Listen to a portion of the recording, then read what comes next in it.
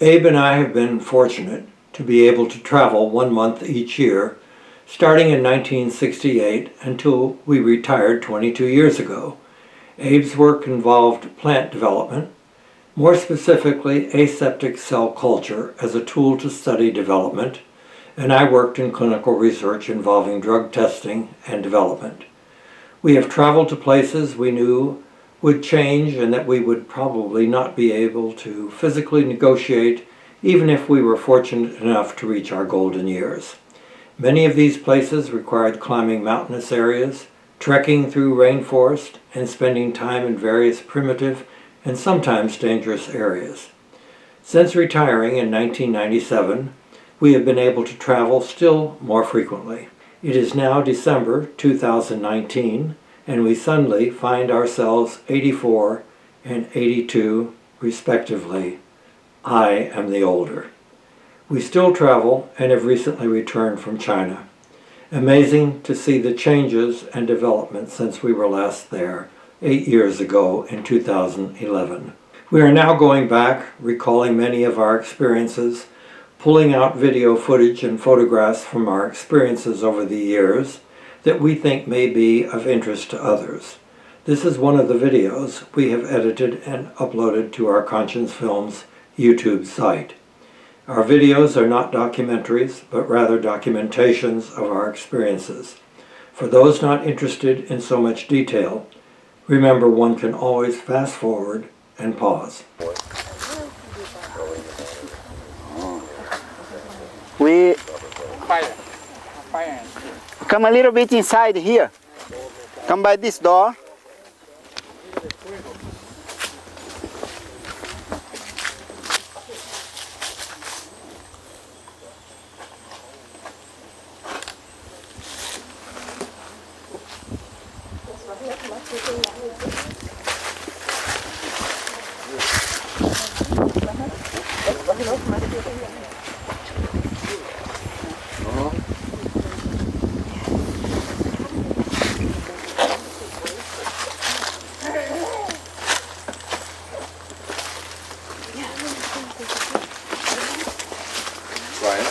I don't like you come by that way. Come for this side. No, you are inside already. Come. Why you don't like us coming by that way? I like to avoid accident.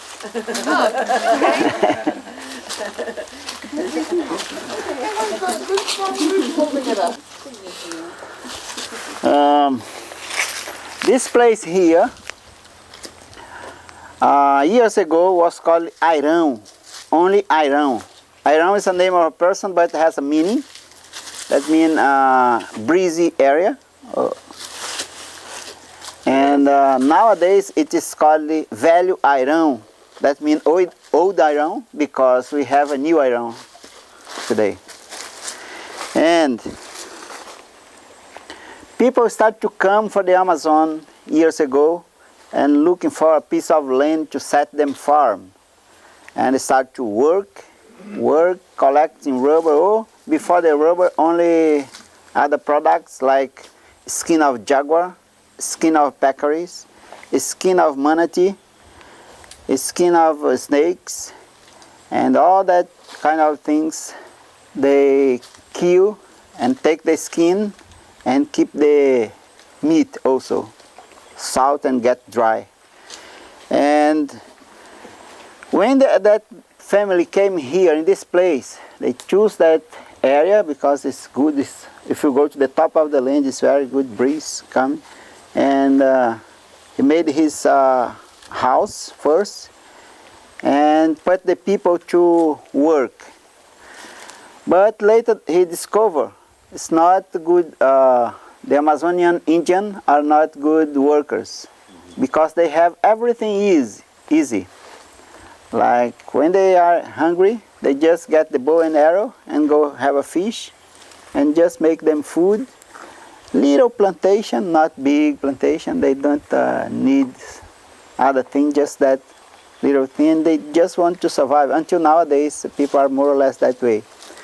And that man don't want people like that. He want worker who work very hard because that's better to him. And When he discovered that, he remembered northeast of Brazil, where he come from. He back there, talked to the people, and asked, who want to get rich? Come with me to the Amazon. You can work hard, and you are going to be rich in not so long. Then a lot of people want to come, and he select and bring on the ship.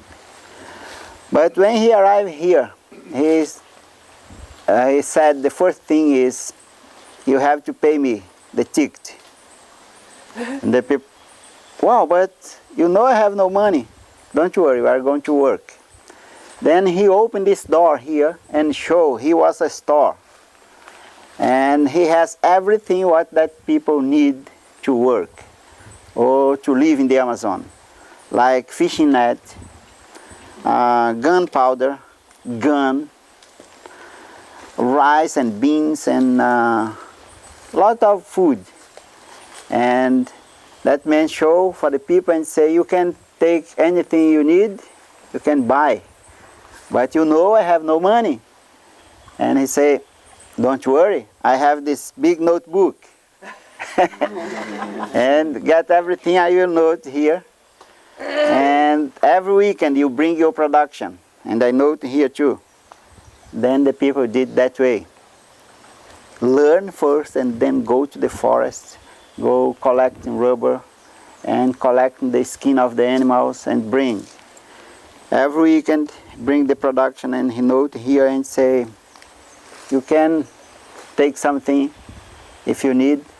That man, oh yes, I want a gun, I want a fishing net, I want rice, I want bean, and he just note here. That people doing that go work and bring every weekend. Someone die of malaria. And about 6 months later, normally the people want to visit them family and say, okay, Coronel, the big boss, start to be called the Coronel after have a lot of money. And the people just respects like a colonel from the army. But behind of him, people call him Coronel de Barranco. They add that de Barranco, that's bank of the river, but de Barranco means dishonest. When we have a coronel, it is called the Coronel de Barranco, that means dishonest. Because are not a real coronel, and they are just a dishonest person. And when that person wants to go visit them family, come and say, I want to visit my family, I want to receive my money. And the colonel, okay, come in. And he just got the notebook and just pretend and say, no, no way. You have to pay me, not I pay you. You are eating too much. You have to work harder and eat less. Oh. Then that way he controlled that people to work for him for the rest of their life. Because never that people will have money to receive. He will control always. I'm surprised they didn't have a revolution and kill him. Yeah, the people are afraid always because later he back to here is Brazil, but he back to northeast of Brazil, yeah, and bring more workers. Between that, sometimes come one who know read and write and know mathematics. And when I arrive here, he show, and that man say, yes, I want gun, I want a fishing net, I want rice, I want bean, I want a notebook, I want a pen. Then the colonel, wow, that's different, I have to take care. And when colonel note there, he note here too, parallel. When that man decided to go to visit them family, his family, he asked for the colonel, okay, I think the money I have is enough to go to visit my family. Then the colonel just say, just, okay, sit down and don't pretend anymore. Do very well. Yes, you have a good money, you are a good worker. Because the colonel say, I will pay the best seller of the Amazon, salary in the Amazon. If someone are paying for the kilo of rubber 10 reais, for example, he say, I will pay 20. Then the people want to come to work. But arrive here, the people don't know mathematics. And he can control everything. If someone, sometimes they know mathematics on the head, but he control with other things. 2 kilos of sugar, he put 4 kilos of sugar. Then he can control and never that person has money to receive. And when come one who know about mathematics, about everything, and he knows different. And when he arrive, he just don't pretend anymore and do very well and say, yes, you have a good money to receive. But please, I will pay you. You go and back to work, you are a good worker. Okay, don't worry, he get the money and here is your money. That man get the money and go so happy to visit his family. But the Coronel has several gunmen. Now come your question, your answer. Coronel has several gunmen around him. And the Coronel just make a signal for one of the gunmen and say, you know your job. That gunman follow the happy man. And halfway, that gunman kill the happy man, bring the money back for the Coronel, get the clothes, put some blood on the clothes and say, I found that clothes, maybe the jaguar ate this man. And never somebody go out to tell the story how is here, because it's a way for he enslave the people. That's why the people are afraid they don't reveal it because of Were that. some of these people from what we call Guyana now, the maroon, half black, half Indian, they from Africa? We have The oil palm, Palma africana, oil palm is African. yeah. They bring it to make aceite oil. Yeah, we have that people It's here. outside, right there. They Yeah, plant I it. saw.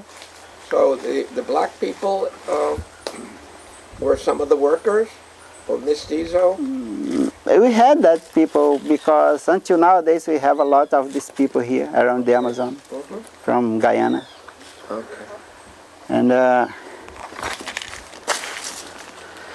okay, after that, that man was bringing more people because the people was dying and the farm was growing, and he bring more people, but families start to come too. And the Coronel started to make some room, some house for the family of the workers. Then later came more people and the village grow, get about 500 people living here. And the Coronels liberate for they make them house. The village grow. But later the people need one church. And they ask for the Coronel build a church for them. And the Coronel built a church. The walls was made by rocks. And when he finished the church, the people asked for a priest. They need a priest. Then the Coronel said, uh-oh, not a priest here. Then the people insist. Was many people living and insist for a priest. And he talked to one priest he knew around Brazil and brought here a priest. When the priest arrived here, he saw the situation of the people. Was like a slave. Then the priest started to talk to the people to try to tell how to proceed with that situation. The Coronel knew about that, and the Coronel said, for the gunmen, you have to find a way for this priest. That's not good for us here. Then the gunmen killed the priest inside of the church, strangling with a rope to pretend to be a suicide. And the next day, everybody saw, the priest killed himself. And the people insist for a second priest. Some time later, he brought a second priest. The second priest started to investigate about the first priest and discover was not killed himself, was not a suicide, was killed by the gunmen. Then the second priest got very angry. And people tell that story in Novo Iran, where we are going to visit tomorrow. And they say, the second priest got very angry and cursed this place and said, "This place will finish in ants." After that, the rubber price got low. Lot of things started to happen, and the Coronel got sick and died. After the Coronel died, things started to discontrol here, and people started to abandon, and came a lot of ants. It was impossible to live with a lot of fire ants here in this place, and they abandoned. Went down on the Rio Negro and found a little village, was called the Freguesia. Then when all these people from here moved to there, that village grew, and they named Novo Airão. This one was Airão, and they named there Novo Airão, that means New Airão. And that sad story was not only here who happened. In several other parts of the Amazon was similar. That is just more or less how that happened. Is this around 1915 or so? Or 1912, 13? No, 1918. After World War One? Yeah, at the beginning of 1800. Beginning of 1800. Yeah. These people start to come for the Amazon and for this area too. But the prices for rubber went down very low in 1912. Yes. They was here. So they were still here? Yeah. And they abandoned it soon afterwards? In 1950 they abandoned this place. 15? 15? No. 50. 1950. Okay. Now we go walking a little and see more ruins. We have the ruin of the church too. We have the cemetery. And see the rubber trees. Okay. This is the oil palm. All the food in This is a Bahia, female. They have then the oil on. And nowadays we have a huge field east of the Amazon, Pará state, where they have the Agrominas. It's an institution, Brazilian institution that make experience. And this is the male. The oil for biodiesel. We have about 35 million hectares planted already and harvesting, but not just for biodiesel, but for food also. It's the worst oil on earth. Total disaster for food. Yeah? You will get cholesterol, like world-class cholesterol. Oh yeah. Surprises me because you tell me There's that lots of talks that's not. Theobroma, fruits, not fruits, the food of gods. Fruit, yeah. Food of the gods. Food of the gods. Yeah. Palavra Theobroma, italiano, do latino, né? Come closer. We'll make a line there. You're not going to pay anything on the bank. You have to taste the cacao. I need a head here, please, to break it. A good head.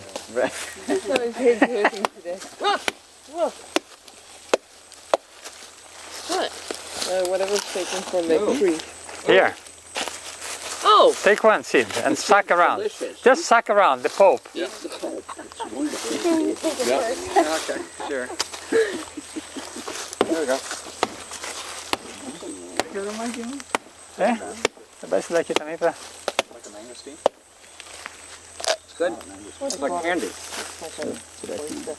I know. I hate extra. So you have the pulp to make juice, and then you have the inside part. If you break it and you look inside, It doesn't taste like chocolate right now. What is this? Cocoa. Cocoa. See purple? Oh. Sure, can we eat that? Have to make the process to have the... Suck the pulp around the seed. No, that's bitter. That's bitter.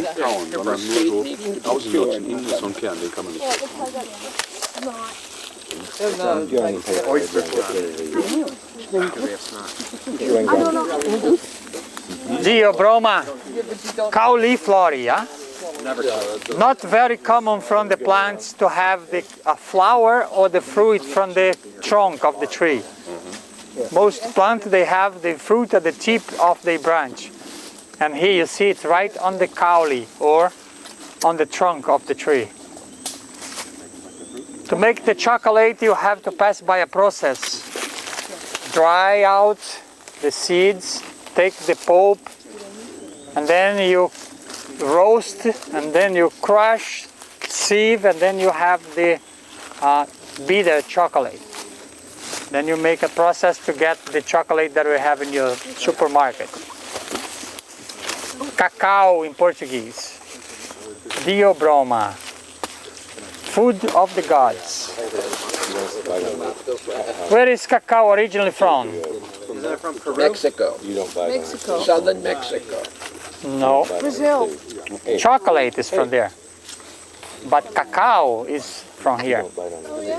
The Indians from here trade with the Indians from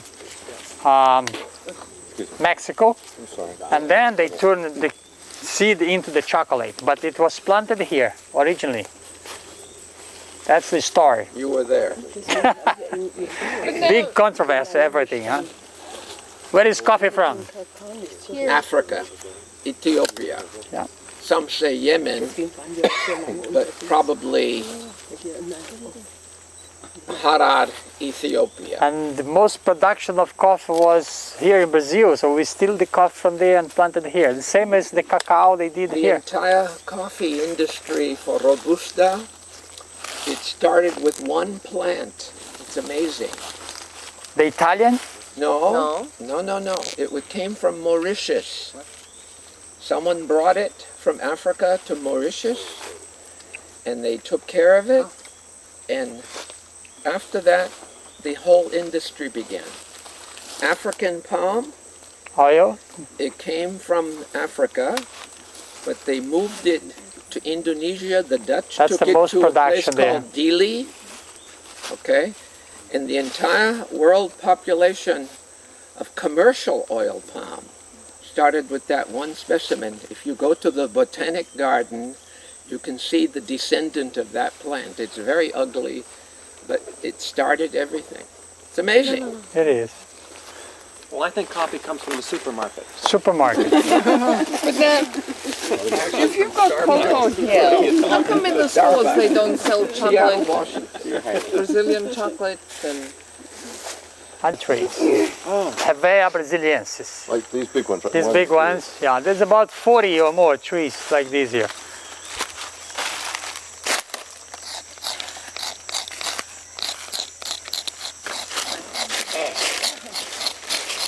Tapping rubber was a very pleasant job. First you had to go into the forest where you have more than 350 different species of tree, and maybe in 1 hectare you could find about 5 or maybe 10 or maybe less rubber tree. 1 hectare walking. Find the trees, you mark the place and you make a trail. So there was actually a very good, how do you say, scale of people working for. Since the house manager and assistants, the owner of the place, then you have one guy to make the trail and find the trees. Then you have another guy to tap the tree.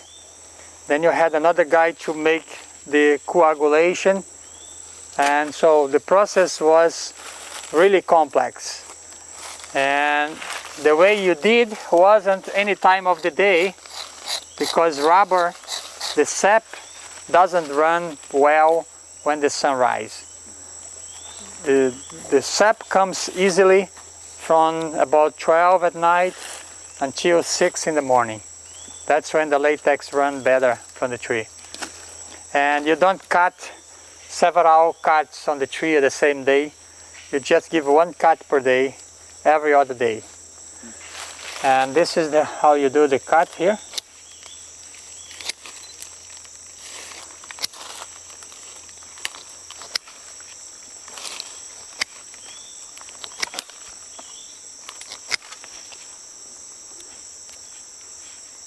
Little bleeding coming. Oh yeah. Oh yeah. Then you have a little can, 100 milliliters, then you stack here on the tree. Then you go far away, 500 meters, and then you find another tree again. So in a day, you may tap about 30 or 40 trees from 12 until 6 in the morning. Finishing cutting and stuck in the can, you come back with a big bucket on your back, collecting the little cans latex or sap. How old are these cuts? These aren't old. This is about 100 years old or more, But the cuts, this rubber tree. but these cuts, those weren't the ones that they did. No, this is just for people coming to show how to cut.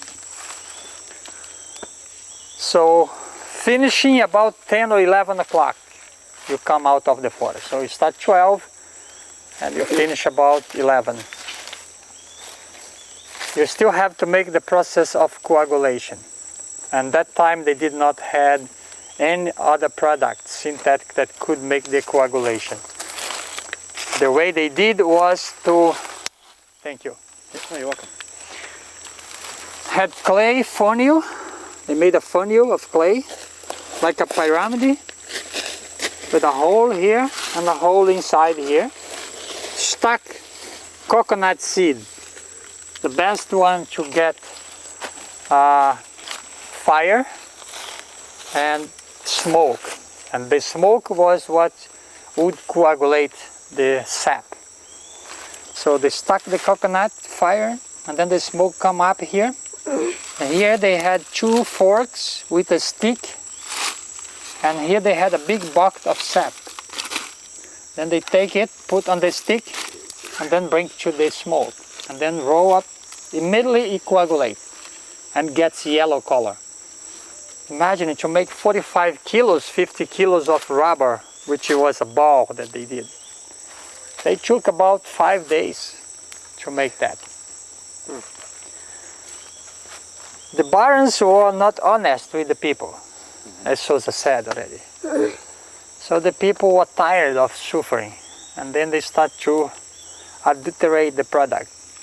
They start to stack pieces of wood, clay, rocks In the middle? on the middle, whatever they find, Make it to make it heavier. seem big, yeah. Yeah. Because from here to Manaus, from Manaus to Pará state, which was the base, it broke at about 30% of the rubber. That's what they said. It wasn't true, but the barons on the bill, 50 kilo would be 20 kilo back there. So when you put on the weight, it's 50 kilo. Then say, okay, 30 kilos will be evaporate, we will lose. And the way it moved from here to Pará. So 20 kilo, you make 50 and then you have only 20. So the people stuck at those things so it get heavier. Make it But- 20.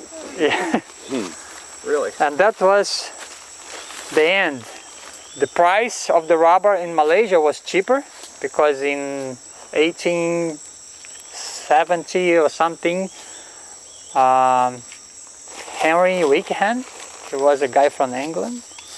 He was living on Pará state already, and a friend of him sent a letter to him to smuggle some samples of rubber from here to England. And he did so.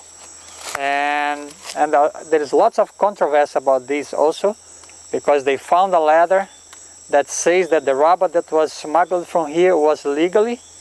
It was like a present for the Queen of England.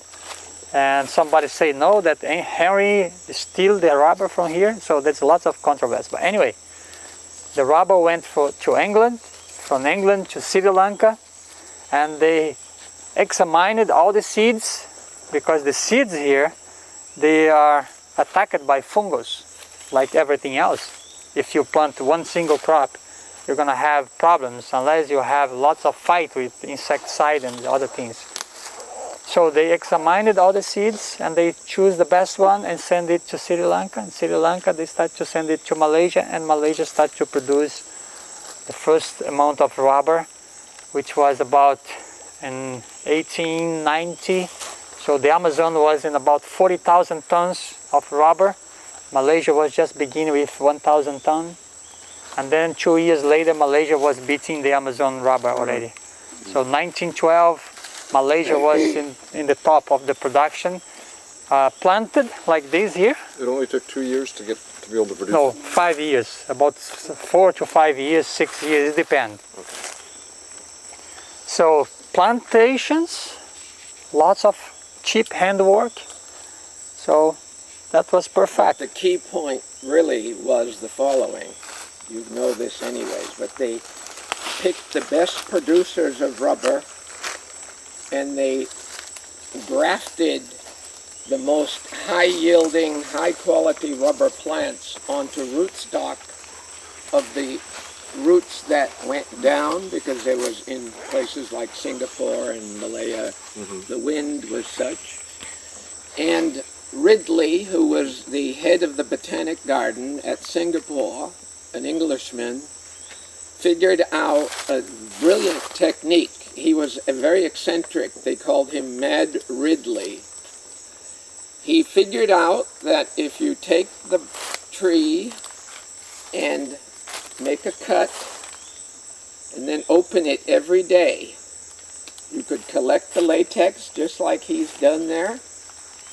And by the time you start high and go down to the bottom on 1/4, then you move to the other quarter and do the same thing, like another herringbone pattern. And by the time you do the 4th panel, as they call it, opening it each day and collecting, then the first panel has regenerated and you can start again. So you can get like 40, 50 years out of a plantation, high yielding, good quality. And when they worked out the coagulation without smoke, which they used to call vulcanization in the 1840s, and then the next big development was in the 1870s with a man named Dunlop. Yeah. Maybe you heard Dunlop tires? Yeah. He invented the pneumatic tube, what we call the inner tube, and that killed the Brazilian thing, because these trees are, like he said, too far apart. So it was the real first big-scale industry of plantation industry. And, of course, the diseases here didn't exist. Yeah. And I was telling someone the other day that I went to a meeting once in Kuala Lumpur, and a woman scientist from Colombia, they wouldn't let her into the country. She got in after they quarantined her. And she came in just at the end of the meeting because she came from a country that produces rubber and coffee. They use double excuse, you see, not to let her in. But the beginning of the plantation industry began with rubber. So it's quite an interesting story, because it's, again, it's like fruit trees. You pick the best fruit tree and you graft it. Then you have high quality, high resistance to disease, good production. And the other thing is, just like each of us is a human being, we think, plants are the same species, but there are what the chemist calls chemovars, chemical variety. The chemovar, if you want something, let's say, which is very good for airplane tires, and all airplanes have to have pure natural rubber, then you have to have a certain variety, or chemovar. So there are certain plantations in northern Sumatra that yield high class, high price, very elastic rubber for airplanes. This is, again, some of the problems, because if you go to the doctor in America, for instance, sometimes they say, do you have any allergy to rubber gloves? Because they're getting very sensitive, some people. For natural rubber gloves. Yeah, so they use different kinds of natural rubber. So think of the many kinds of rubber, and then you make business by having a specific niche, that you specialize in this kind of rubber versus that. In the early days with the new automobile, it didn't matter. The ride was so bad anyways, you see. But Michelin now is very fussy what it gets, you see. Yeah.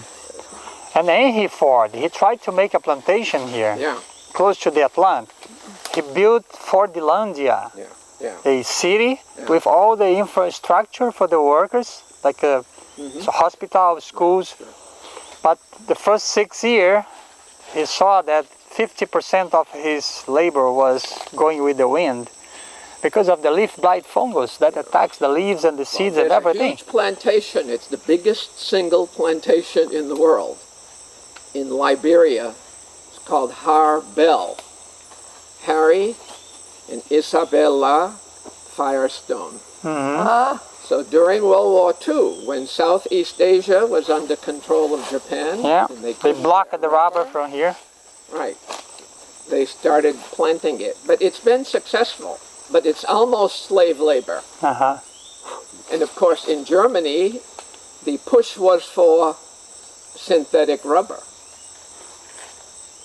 So it's like a world picture. It's really Yeah. quite fascinating. In 1939, beginning of Second World War, Yeah. they came back here. And the United States specialists and even the bank here Yeah. to organize legally the workers to make a production of rubber again because of the Japanese blocking passage of rubber to the rest of Europe. And then it was about 6 years of wealth. But then again, because in the first boom, the people abandoned 1915, 1920, and then they start to learn agriculture. So 20 years after that, again, they came back. So the people were almost learning how to proceed with agriculture with this hostile environment. And then they came back again, so everybody stopped with agriculture and then came back to tap rubber. And that was another problem. So 1946, World War II stopped, so rubber was down again here. So the people back to agriculture again. And that's when we had some Japanese come from Asia, from Japan, into here, and then start to make pepper, papaya, and other kind of plantations in the Amazon River. I noticed there were a lot of Japanese businessmen on Leopold II of Belgium, he owned what they were euphemistically calling the Congo Free State. And the source of rubber there was a vine, a number of plants, but one in particular that was called like a liana, a big fat, called Landolphia. But the trouble was, you didn't tap it like that, you destroyed the plant. So you cut the vine, and the supply is finite, as we say, it ran out.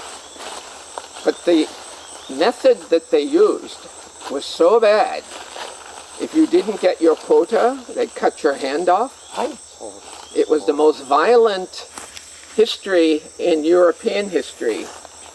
And King Leopold, even now in Belgium, they don't like to talk about that period because it's a very sensitive thing. And there's a big museum outside of Brussels, the African Museum.